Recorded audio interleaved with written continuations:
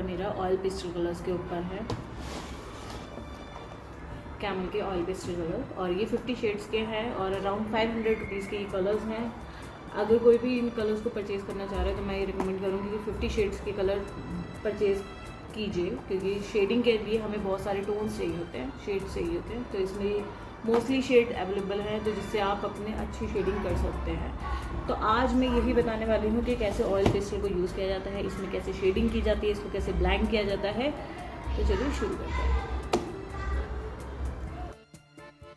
तो स्टार्ट करते हैं ड्राइंग के थ्रू। तो सबसे पहले तो ड्राइंग कंप्लीट करनी है, और ये मैंने क्लच पेंसिल, मैकेनिकल पेंसिल जो होती है वो ली हुई है।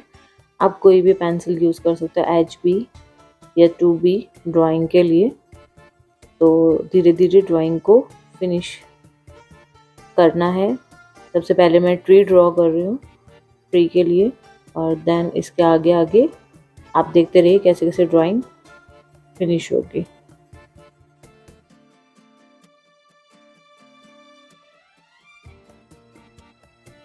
तो धीरे धीरे इसको एक रैंडम तरीके से ना, मतलब मैंने कर्व करते करते पूरा ट्री का शेप दिया है। बिल्कुल एज इट इज़ कॉपी करने का ज़रूरत नहीं है। ट्री है तो थोड़ा बहुत अपने अकॉर्डिंग आप चेंज कर सकते हो उसका शेप, ठीक है। तो अंदर के भी मैंने एरिया को डिफाइन करने के लिए उसमें अंदर अंदर थोड़ी लाइंस क्रिएट की गई है, ठीक है। और नॉर्मल टेढ़ा मेढ़ा करके उसको बनाना है। इसके बाद सेकंड ट्री की स्टार्ट की गई है। थोड़ा सा आप शेप का ध्यान देना है कि कहाँ पर मैंने छोटा बनाया है, कहाँ पे बड़ा करके बनाया है, वो थोड़ा सा ध्यान देना है।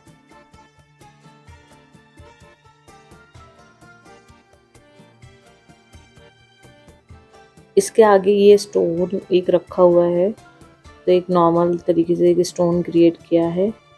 फिर रैंडम स्ट्रोक्स के थ्रू ग्रास बनाई गई है, ठीक है। टेढ़ी मेढ़ी ग्रास आप बना सकते हो, ठीक है। पीछे भी कुछ ग्रास है, बुशेस हैं, इस तरीके से आप दिखा सकते हो, ठीक है। फिर आगे और स्टोन, कोई बड़े बड़े स्टोन है तो उसका एक ड्राइंग दिया गया है, ठीक है। फिर ग्रास है, फिर स्टोन है, ऐसे करके ड्राइंग कंप्लीट किया गया है। मतलब आप ये देख रहे हो कि ये एक लैंडस्केप है, ठीक है। तो लैंडस्केप में हम ज़्यादातर ये स्टोन, रिवर और प्लांट्स, ग्रास, मतलब ट्रीज, ये सब देखते हैं। इसके बाद मैंने माउंटेन्स का शेप दिया है, ठीक है। जो हमारा पूरा बैकग्राउंड है पीछे, माउंटेन की शेप के अकॉर्डिंग उसको बनाया है। तो आप इसको देखो कि कैसे कैसे ड्राइंग की गई है, और उस ड्राइंग को कोशिश करो कि आप अपना काफ़ी हद तक कॉपी कर सको। तो आगे अब ये ड्राइंग कंप्लीट हो गई है, कलरिंग पे आते हैं। तो ये ऑयल पेस्टल है 50 शेड्स के, जो मैं पहले बता चुकी हूँ। इसमें ज़्यादातर शेड्स अवेलेबल हैं, और अब इसी से हम कलरिंग स्टार्ट करेंगे। तो सबसे पहले कलरिंग के लिए हम लाइट एरिया में कलर लगाते हैं। तो जो एक शेड चलेगा वो कैसे चलेगा, एक लाइट, फिर उससे डार्क, फिर उससे डार्क, फिर उससे डार्क, ऐसे करके जो होता है, मतलब वो इस तरीके की एक सीरीज सी चलती है पूरी शेडिंग की। और फिर इसको हम ब्लेंड कर देते हैं किसी भी टूल के थ्रू, किसी भी चीज़ के थ्रू हम इसको ब्लेंड कर सकते हैं। तो ऑयल पेस्टल वैसे बहुत स्मूथ है, ये कलर्स बहुत स्मूथ है कि मिक्सिंग बहुत ईजिली हो रही है, ब्लेंड बहुत ईजिली हो रहा है।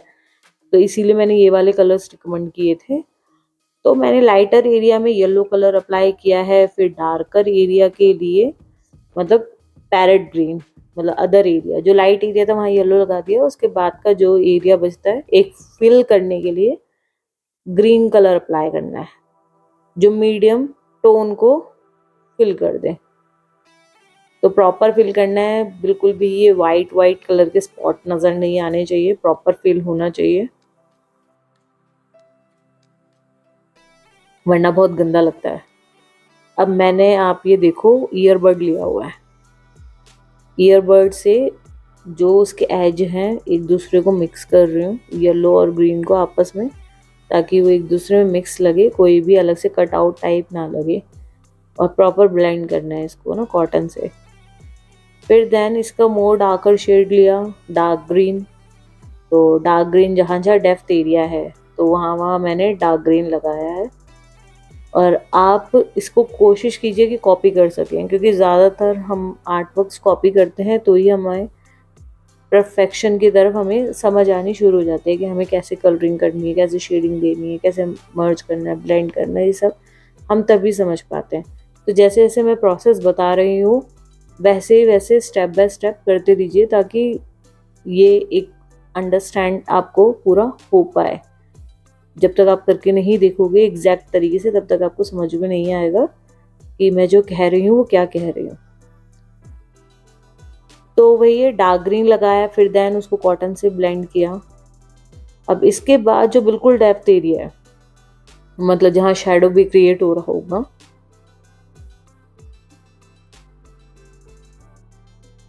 ब्लैक इस टाइप का शेड यूज कर सकते हो।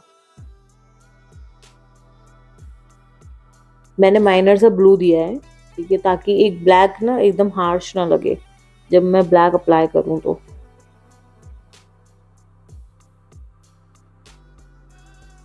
फिर वही कॉटन से ब्लेंड करना है।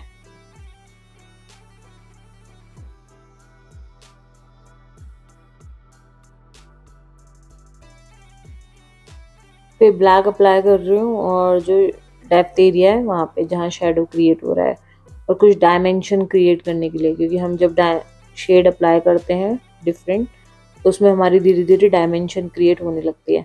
अब आप ये देख रहे हो एक ट्री के अंदर ही मैंने मतलब क्या किया, येलो, फिर पैरेट, फिर डार्क ग्रीन, माइनर सा ब्लू, फिर ब्लैक, इतने कलर्स यूज किए हैं। तो कभी भी आपको अगर चाहिए कि आपका मतलब शेडिंग आए प्रॉपर तो कलर्स यूज करो। और इवन जैसा ये हमारा बॉक्स है 50 शेड्स का, तो इसमें ऑलरेडी इसके शेड दिए हुए हैं, येलो के लाइट टू डार्कर शेड, हर एक कलर के लाइट टू डार्कर शेड दिए हुए हैं। तो कोशिश करो जब भी आप कलरिंग कर रहे हो तो वो मैक्सिमम शेड यूज कर सको। और एक चीज और जो मैं कहूँगी, टोन्स का ध्यान रखना है, ठीक है। अगर आपको टोन्स का समझ में नहीं है तो आप शेड अप्लाई नहीं कर पाओगे। टोन्स कहाँ पे हाईलाइट है, कहाँ लाइट है, कहाँ मिड टोन है, कहाँ डार्क है, ये थोड़ा समझते रहना, वरना तो गड़बड़ है। तो ट्री का ऊपर का एरिया हो गया, फिर नीचे उस ट्री को कलर करने के लिए मैंने एक लाइट ब्राउन कलर से स्टार्ट किया है, ठीक है। फिर then same way same method है सब जगह ना, सेम मेथड है, लाइट देन उससे डार्क, देन उससे डार्क, फिर देन उससे डार्क, सेम मेथड है। तो वही डार्क ब्राउन लिया मैंने, ठीक है, उसके बाद उसको शेड किया और उसके बाद आगे दूसरे कलर्स अप्लाई करूंगे।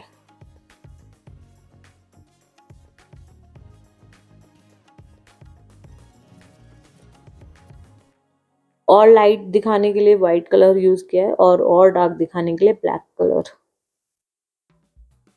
अब ब्लैक कलर मैं हमेशा अभी बोल रही हूँ कि आउटलाइनिंग हमें नहीं करनी, ऐसा नहीं करना कि बिल्कुल जैसे हम मार्कर से आउटलाइन करते हैं वैसे हमने ब्लैक ऑयल पेस्टल उठाया और पूरा आउटलाइन कर दिया, नहीं। जहाँ हमारा डार्क है वहाँ का हमें और डार्क बनाने के लिए ब्लैक यूज किया, और जहाँ लाइट है वहाँ तो छोड़ ही दो, वहाँ तो कहीं जाना ही नहीं है, छोड़ दो उसको बिल्कुल ही। और इसके बाद ब्लेंड करने के लिए कॉटन ली, कॉटन ईयरबड इस टाइप की चीज़ ली। और ईयरबड बेटर है क्योंकि छोटे छोटा एरिया है तो उसमें ईजिली ब्लेंड हो पाता है। बाकी अगर आप मोटा सा कॉटन लेके करोगे तो सारा मैश हो सकता है, तो बेटर है ईयरबड लीजिए। अगर ईयरबड नहीं है तो कोई भी स्टिक लो, उस पर कॉटन आगे लगाओ, देन यूज़ करो। और ज़्यादा जब कॉटन गंदा हो जाए ना तो प्लीज़ चेंज कर देना उसको, वरना जो भी उस कॉटन पे लगा हुआ है वही कलर आ जाएगा, जो ब्लेंड कर रहे हो वो कलर तो नहीं बचेगा, जो कॉटन पे लगा हुआ है वो कलर आ जाएगा। तो बेटर है कि कॉटन अपनी बार बार चेंज करते रहना।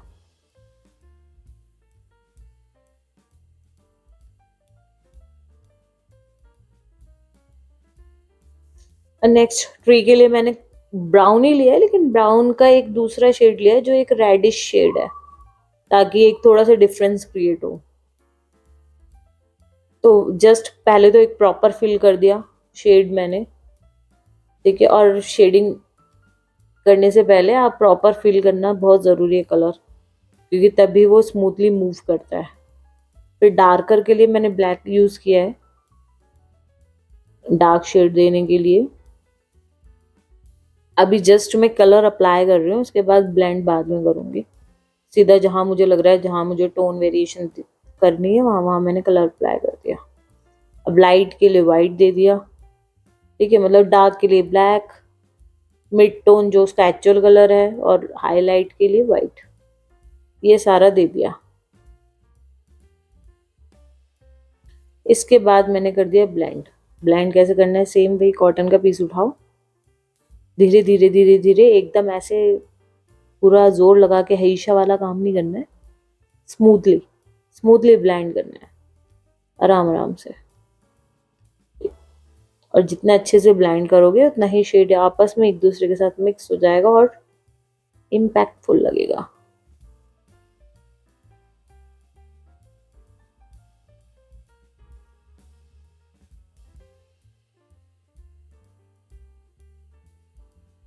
और अगर आपने ये एज इट इज कॉपी कर लिया, इसको समझ लिया, तो ऑलमोस्ट शेडिंग समझ में आ जाएगी कि कैसे करना होता है। फिर प्रैक्टिस करो थोड़ा थोड़ा, उसके बाद आपका ये जो इम्प्रूवमेंट है वो आपको खुद ही नज़र आ जाएगा। तो मैं यही कहूँगी कि प्रॉपर समझो, देखो। इसीलिए मैंने इस वीडियो में एक्सप्लेनेशन दिया है, अपना कोई गाना वाना मतलब नहीं डाला ऐसे करके कि बस गाना बज रहा है और मैं कुछ नहीं बता पा रही, क्योंकि पूरा प्रोसेस मैं एक्सप्लेन कर रही हूँ, ताकि एक बार में समझ में आ जाए, उसके बाद जब आगे काम करोगे तो इजी रहेगा। तब दूसरे ट्री को आप देख रहे हो, थोड़ा सा चेंज करने के लिए हम देखते हैं ना कितने अलग अलग तरीके के ट्री होते हैं, तो वैसे ही कुछ अलग ट्री बनाना है, ठीक है। तो उसमें मैंने थोड़ी सी येलो पार्ट को ज़्यादा बढ़ा रखा है, तो लाइट येलो। फिर उसके बाद जहाँ थोड़ा सा डार्क है वहाँ थोड़ा ग्रीन दे दिया, और ग्रीन मैंने अभी जो लिया है वो सैप ग्रीन लिया है।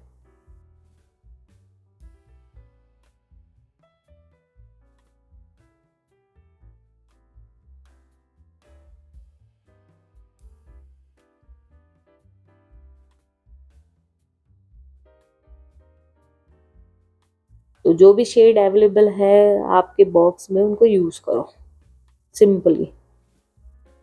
फिर उसके बाद मैंने जो डार्कर एरिया है उसके अंदर ब्लैक लगाया और उसको कॉटन से ब्लेंड कर दिया। ब्लेंड करने के बाद वो सारा आपस में प्रॉपर मिक्स हो जाता है।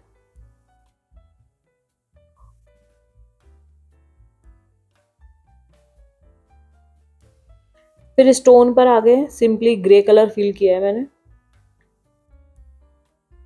उसके बाद येलो ऑकर जो होता है, फिर वाइट लाइट शेड के लिए, देन थोड़ा सा ग्रीन। अब हमारा ग्रीनरी एरिया है तो कुछ तो रिफ्लेक्ट आएगा ना उस पर भी, थोड़ा ब्राउन। तो मैं कह रही हूँ ना, मैं शेड यूज करने हैं, शेड यूज करो। सोचो कैसे कैसे शेड होता है, जब हम किसी ऑब्जेक्ट को देखते हैं तो उसमें क्या क्या शेड दिखता है, तो वो सिंपली यूज किया गया है। और फिर मैंने ब्लैक यूज किया डार्क देने के लिए क्योंकि स्टोन है, और फिर सबको आपस में ब्लेंड कर दिया। तो जब हम, अगर मैं चाहती तो ग्रे लगाया और ब्लैक कर दिया, लेकिन उसमें वो वेरिएशन, वो टोन वेरिएशन जो होती है ना, और जो वो दिखता है, शेड्स दिखते हैं डिफरेंट डिफरेंट, वो नहीं दिख पाएंगे। फिर वो काला और ग्रे ही दिखेगा बस, और कुछ नहीं दिखना है। अब मैंने ग्रीन लिया, ग्रीन से क्या करा है कि रैंडम स्ट्रोक दिए। ग्रास हमेशा टेढ़ी मेढ़ी होती है, ऊपर नीचे होती है, जैसे मर्जी बना लो। ग्रास सबसे इजी है, ठीक है। और उसी में कहीं डार्क ग्रीन की ग्रास हो गई, कहीं लाइट ग्रीन की ग्रास हो गई, कहीं येलो हो गई, कहीं और डार्क हो गई। बस इस तरीके से वेरिएशन रखनी है और सिंपली स्ट्रोक्स देने हैं।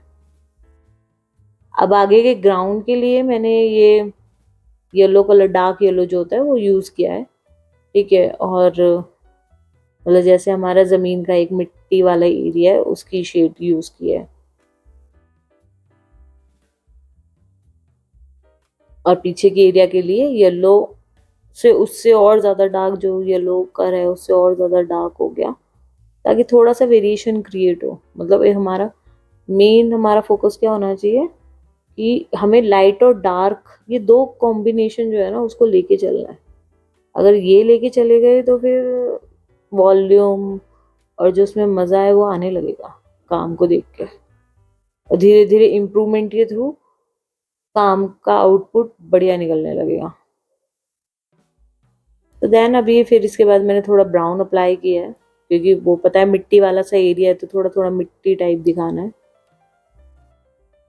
अब ग्रीन है तो ग्रीन को थोड़ा सा तो डालना पड़ेगा, ग्रीनरी है आसपास तो रिफ्लेक्शन रिफ्लेक्शन भी ध्यान देना है हमें। फिर मैंने वाइट कलर लेके थोड़ा थोड़ा उस वाइट कलर से ही उसको मिक्स किया है, या ये कह सकते हो कि इवन किया है। अब ब्लैक कलर लेके जहाँ डार्क है वहां और डार्क क्रिएट करा है कॉटन की, और पूरा मिट्टी वाला एरिया मैंने ब्लेंड किया है उससे कॉटन से।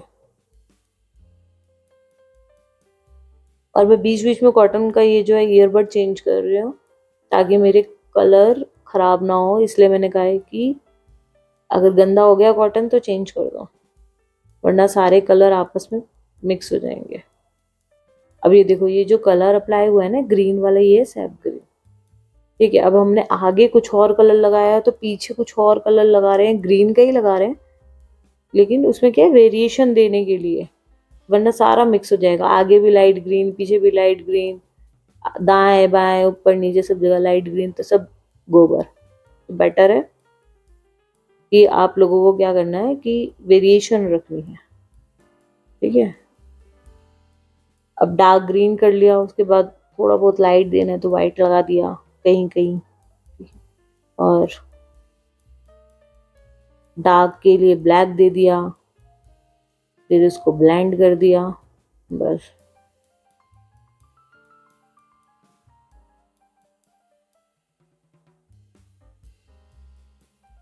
लेकिन जब आप कलरिंग स्टार्ट कर रहे हो ना तो पहले एक रेफरेंस रख कर ही काम करो, बिना रेफरेंस के नहीं जज कर पाओगे कि अभी हमें कहाँ लाइट करना है और कहाँ डार्क करना है।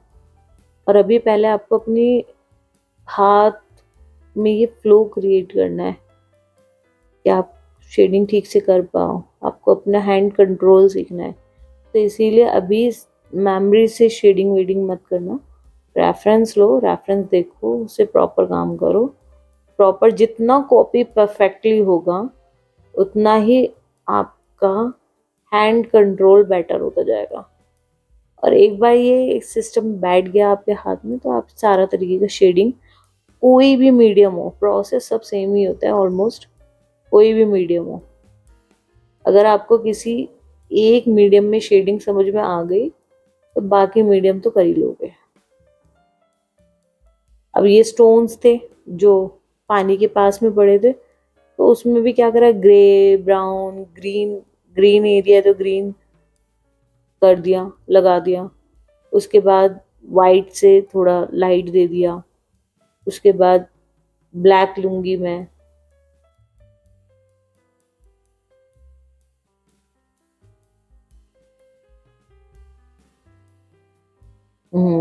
ब्लैक से दे दिया डार्क जो डेप्थ है।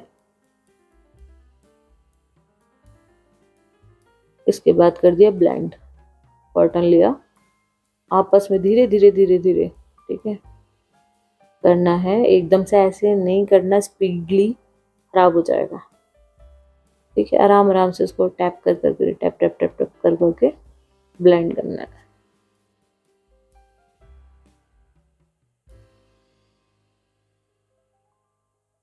और वो वन बाय वन अपना पूरा बैकग्राउंड सारा, मतलब मैं कंप्लीट करती जा रही हूँ, मतलब मैंने फोरग्राउंड से स्टार्ट किया और धीरे धीरे बैकग्राउंड की तरफ जा रही हूँ। तो जो जो आता जा रहा है मैं उस पर शेड करती जा रही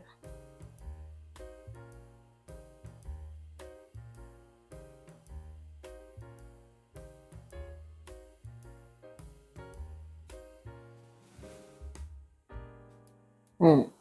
तो पानी के लिए ब्लू ले लो, कोबाल्ट ले लो, स्काई ब्लू, कोई सा भी ब्लू ले लो, लाइट ब्लू, बस कोई भी लाइट कलर लेना है ब्लू का। और वन साइड हमारे लाइट है, वन साइड हमारे डार्क है, ये सोच के हमें शेड अप्लाई करना है। तो जहाँ वाइट है, जहाँ लाइट टोन है, वहाँ पे हम छोड़ देंगे उस एरिया में, उस एरिया के अंदर हम वाइट कलर अप्लाई करेंगे।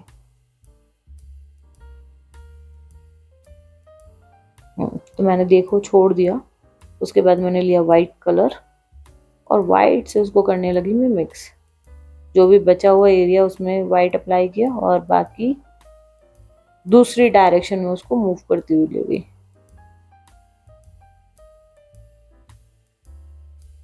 और मैं एक चीज और बताऊंगी, ये स्क्रैच करना कलर को, ठीक है, या फिर कलर में पीछे बैकग्राउंड में से ग्रेन्स दिख रहे हैं, ठीक है, ये सब क्या होती है, मतलब इम्पैक्टफुल नहीं लगते हैं। तो ये स्क्रैच वगैरह करके काम करना छोड़ देना, कलर अप्लाई करो। कोई नहीं कहते कि स्क्रैच करो, स्क्रैच हम कहीं कहीं करते हैं, वो एक अलग तरीके से करते हैं। इस तरीके से नहीं कि कोई भी टूल उठाया और वो स्क्रैच करना शुरू कर दिया, नहीं।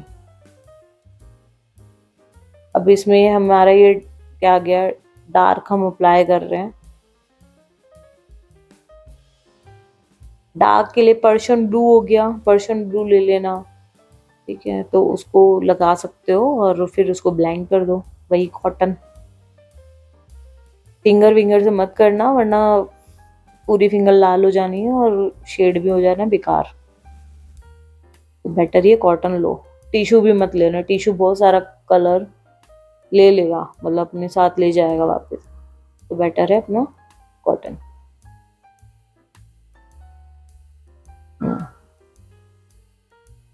बीच में मैंने थोड़ा सा ग्रीन का टोन दिया है, इसमें शेड दिया है, मतलब क्योंकि हमारा ग्रीन आसपास ज्यादा है तो इसीलिए। मैं जो भी कलर अप्लाई कर रही हूँ उसके बाद उसको ब्लेंड कर रही हूँ, ठीक है, फिर दूसरा कलर अप्लाई कर रहे हैं।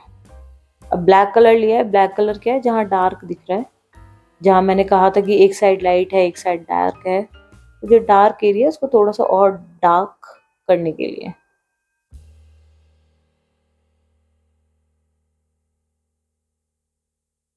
और आप देख रहे हो जैसे अभी कलर अप्लाई किया, ठीक है, और फिर उसको ब्लेंड कर दिया।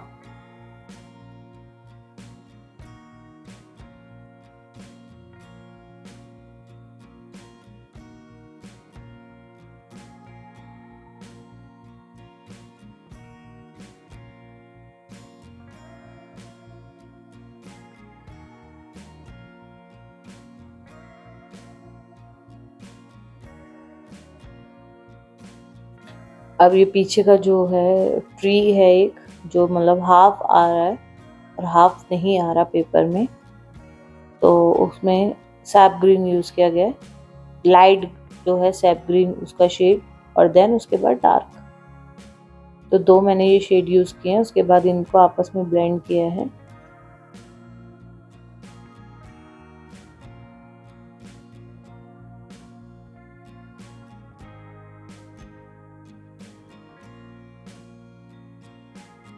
सिंपल प्रोसेस है। फिर डार्क लिया, फिर जहाँ डेप्थ एरिया है वहाँ पे ब्लैक अप्लाई किया है थोड़ा थोड़ा, और उसको फिर क्या कहते हैं, फिर ब्लेंड करना है, और लाइटर एरिया में वाइट ऐड कर दिया ताकि थोड़ी सी डायमेंशंस क्रिएट हो। तो पूरा कलरिंग का एक सिंपल प्रोसेस है, एक तो जो भी कलर है उसकी शेड्स यूज़ करो, और दूसरा एक शेड अप्लाई करने के बाद उसको ब्लेंड करो, फिर दूसरा शेड अप्लाई करो, और one side light one side dark, मतलब हाईलाइट, मतलब टोन्स का जो वेरिएशन है ना उसको थोड़ा ध्यान रखना कि टोन्स आती रहे, मतलब light mid tone dark tone, ये जो वेरिएशन है ना, ये वेरिएशन ज़रूर दिखना चाहिए। अगर ये वेरिएशन दिख रहा है तो काम देखने में अट्रैक्टिव लगने लगेगा। तो मैंने इसमें भी यही किया है, लाइट ग्रीन डार्क ग्रीन और फिर ब्लैक लेके उसको मिक्स किया है। अब आ जाता माउंटेन। अब देखो डिपेंड करता है कि किस टाइप के माउंटेन है। बहुत से तो सोचेंगे कि सीधा सीधा ब्राउन कलर उठाओ भर दो माउंटेन में हो गया, बहुत से सोचेंगे ग्रे कलर उठाया भर दो, ऐसा नहीं है। माउंटेन में पहले आप डिसाइड करोगे कि आपको कैसा वाला माउंटेन बनाना है, ग्रे या ब्राउन। फिर उसके अंदर जो शेड्स होते हैं उसको यूज़ करोगे। अब ये वाला जो माउंटेन है ये है मतलब ग्रेइश और जो वाइट कलर का आता है, मोस्टली जैसे वाइट टाइप के होते हैं उनमें है, और उसमें सिर्फ वो वाइट तो कभी रहता ही नहीं है, बहुत ही ऑफ वाइट में जाता है, और उसमें जो शेड्स आते हैं नज़र वो मैंने डाले हैं। अब इसमें क्या किया मैंने, पर्पल कलर, ब्लू कलर वो लगाया, और मैंने वहाँ लगाया ब्लू और पर्पल कलर जहाँ मुझे डार्क है, जहाँ मुझे लग रहा है कि ये डार्क शेड है वहाँ। उसके बाद जैसे मैंने बोला कि उसका एक्चुअल कलर थोड़ा थोड़ा ब्लैक मान लो, वाइट मान लो ऐसे, तो फिर ब्लैक कलर, ओ ब्लैक कह रही हूँ, ग्रे कलर उसके ऊपर अप्लाई कर दिया ताकि वो शेड्स कवर हो जाए और मिक्स होने शुरू हो जाए और जो हमारा टोन है वो करेक्ट आ जाए। फिर देखो जितना मुझे डार्क अप्लाई करना था, जहाँ करना था वो मैंने किया। उसके बाद लाइटर एरिया के लिए वाइट लिया और वाइट को मैं अप्लाई कर रही हूँ डार्कर शेड पे ओवरलैप करते हुए। जो डार्कर शेड अप्लाई किया उसके ऊपर भी मैं अप्लाई कर रही हूँ।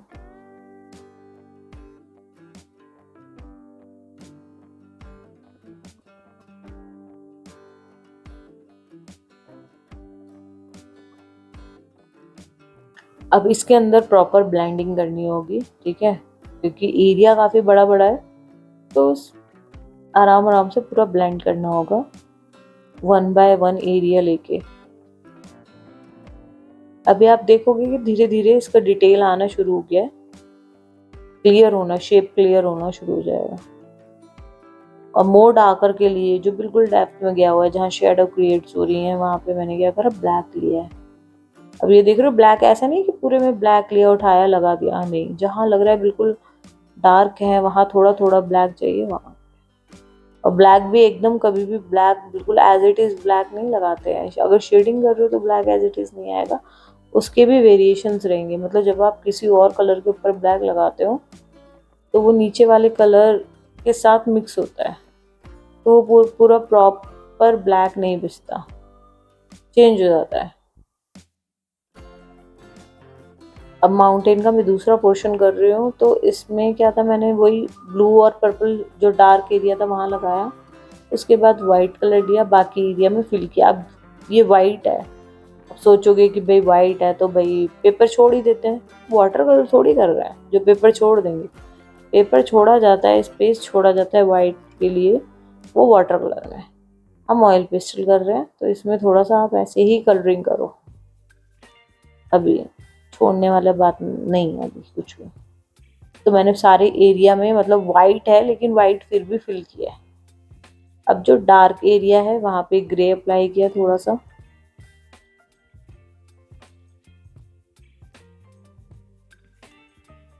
ब्लेंड किया, और शेप को डिफाइन करते हुए ही मतलब मैं शेडिंग कर रही हूँ इसमें, तो शेप खराब नहीं होना चाहिए।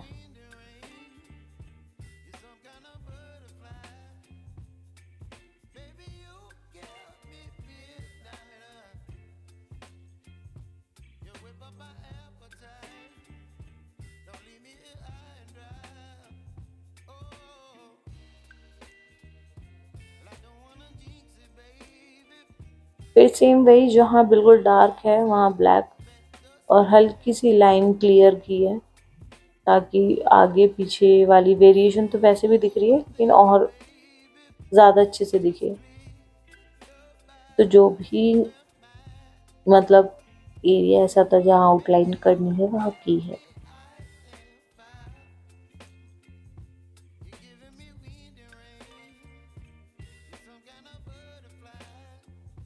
ईयरबड लिया हुआ है और इसी से मैं ब्लेंड कर रही हूँ, जो लाइंस हैं जो स्ट्रोक्स हैं वो भी। और जो डार्क एरिया है, जैसे मैंने पहले बोला था ब्लू और पर्पल यूज़ किया है डार्क एरिया में पहले ही, तो सेम वही आप इस तरीके से मतलब कलर्स यूज़ करके डार्क एरिया को कंप्लीट कर सकते हो।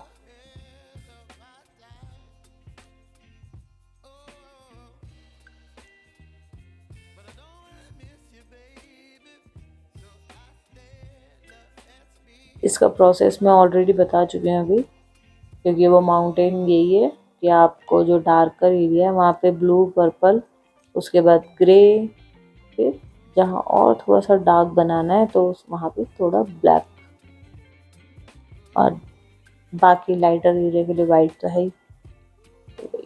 ये सब अप्लाई कर दिया, इसके बाद ब्लेंड करना है। ब्लेंड करने के बाद ही परफेक्शन दिखाई देती है। इसके बाद मैंने ब्लैक कलर लिया है। ब्लैक कलर से क्या करा है, पूरा आउटलाइन दी है। मतलब एक तरीके से तो मैं ये कह सकती हूँ कि मतलब काम को एक सपोर्ट मिलना होता है एक आउटलाइन से।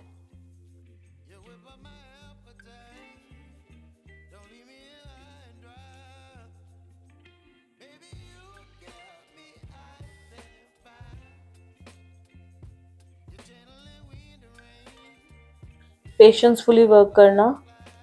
अगर बोर हो जाओ तो थोड़ी देर रोक देना, फिर दोबारा बाद में आके फिर कंटिन्यू करना। खराब करने की जगह बेटर है कि पेशेंसफुली काम करो, ब्रेक ले लेके काम करो, ताकि काम खराब ना बने। तो आगे का माउंटेन के लिए फिर वही सेम पर्पल कलर यूज़ किया है मैंने, और blue colour.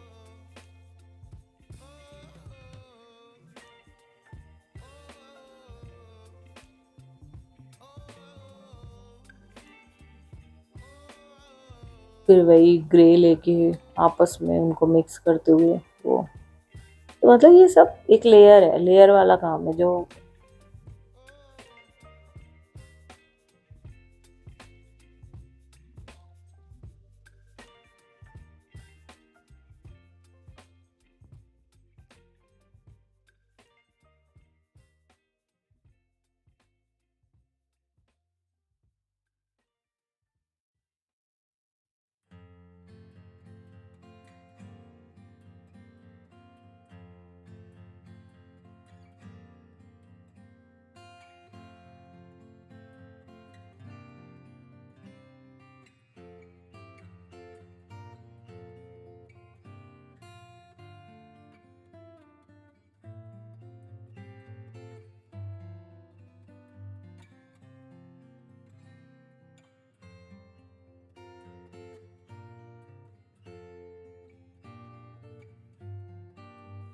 Step by step बस कंप्लीट करते जाना, देखते जाओ, कंप्लीट करते जाओ।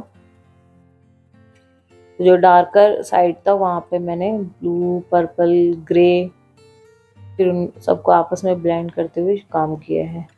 उसके बाद जहाँ ज़्यादा डेप्थ एरिया है वहाँ पे ब्लैक कलर यूज़ किया गया है।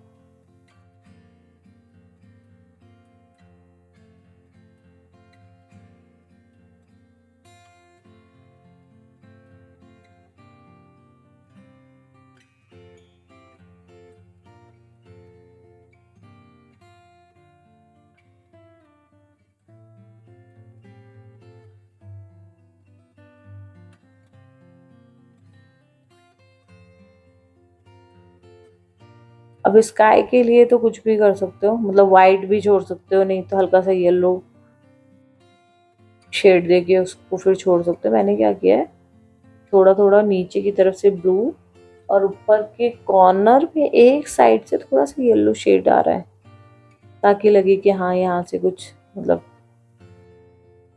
चेंज है।